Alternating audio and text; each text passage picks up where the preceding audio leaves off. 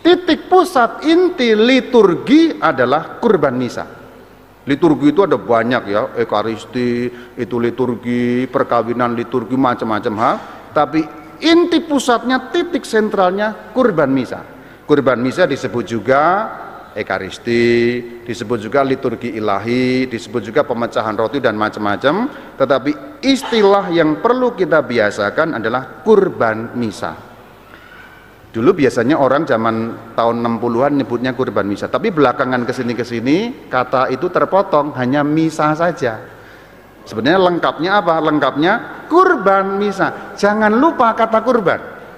Saya punya saran, misalnya di lingkungan bikin pengumuman, bikin apa, kata kurban jangan hilang. Jadi mari kita mengikuti kurban misa gitu.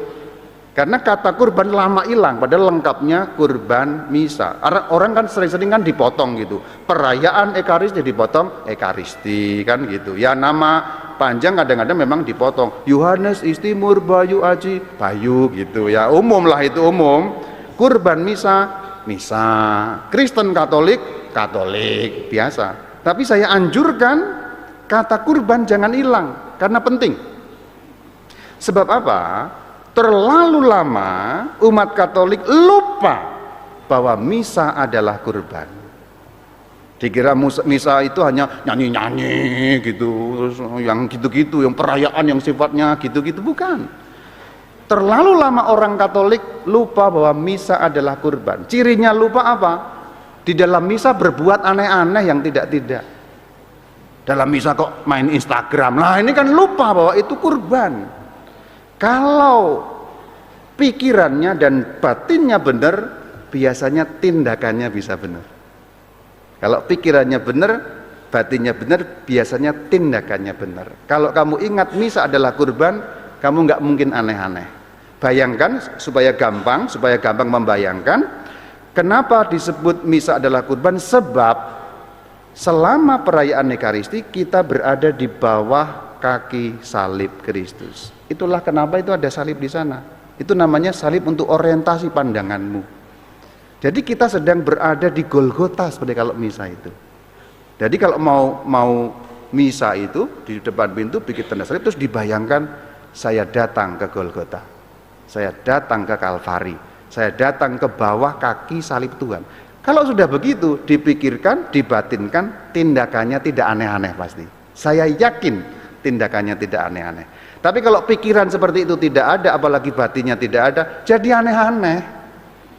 Terlalu lama kita ini dalam misa aneh-aneh, yang tidak mencerminkan sesungguhnya perayaan kurban misa ini. Yang saya khawatirkan bukan kamu masing-masing pribadi, tetapi komunitas. Komunitas itu berarti kita dalam kebersamaan. Kenapa saya keras sekali kalau ada sesuatu, misalnya contoh main HP, karena bukan urusan kamu pribadinya, hatimu terarah apa enggak bukan urusan saya, tetapi sosial. Anak-anak itu ilmunya ilmu apa sih? Melihat. Remaja ilmunya ilmu apa sih? Melihat. Jadi yang kita lihat, yang kita dengar, yang kita saksikan sehari-hari itu terbawa terus. Coba bayangkan kalau sekarang ada yang HP-an di misa kita biarkan 1, 2 jadi 4 jadi 8. Tidak perlu nunggu 10 tahun lagi, nunggu 3 tahun saja. Tuhan bersamamu, Allah terserahlah gitu. Lalu jadi apa kurban misa? Kira-kira gitu. Jadi sosial juga perlu kita pentingkan, karena kita berada di sebuah namanya komunitas. Bertindak, berkata-kata dalam ibadat itu mempengaruhi yang lain. Seperti kayak kalau menguap itu loh. Kalau ya menguap sih nggak bisa ditahan ya, tapi maksudnya nguap itu kan nular ya. Kalau orang nyanyinya semangat sebelah kita yang tadinya males ikut nyanyi loh. Saya bersyukur bahwa orang salib Suci Purwakarta kalau misa nyanyi dengan penuh semangat gitu kan. Ke depan motor nyanyi itu, sudah teriak semua lalu membahana. Di paroki lain ada yang tidak seperti itu, buka mulut aja malas gitu. Jadi tadinya yang semangat jadi kurang semangat. Itu contoh. Jadi saya sudah bersyukur kita kalau di sini sudah punya modal bagus. Tapi tolong ditanamkan misa itu kurban.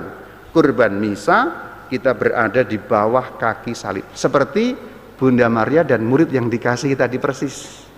Kalau pikiran benar, batin benar, biasanya tindakan benar. Itulah kenapa misa itu berarti tinggal bersama-sama dengan Yesus. Nah, ini penting juga. Kita lihat ayatnya 24 dari Injil Lukas pada pasal yang ke-29. Yuk baca sama-sama.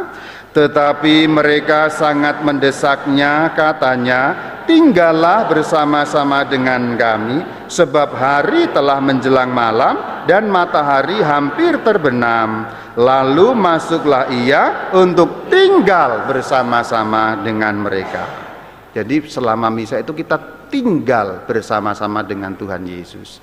Itulah kenapa ada ayat yang mengatakan ketika para murid itu tertidur, kan Tuhan mengatakan, tidak sanggupkah kamu berjaga-jaga selama, wah mantap ayatnya, apal kalau umat sini itu 1 jam.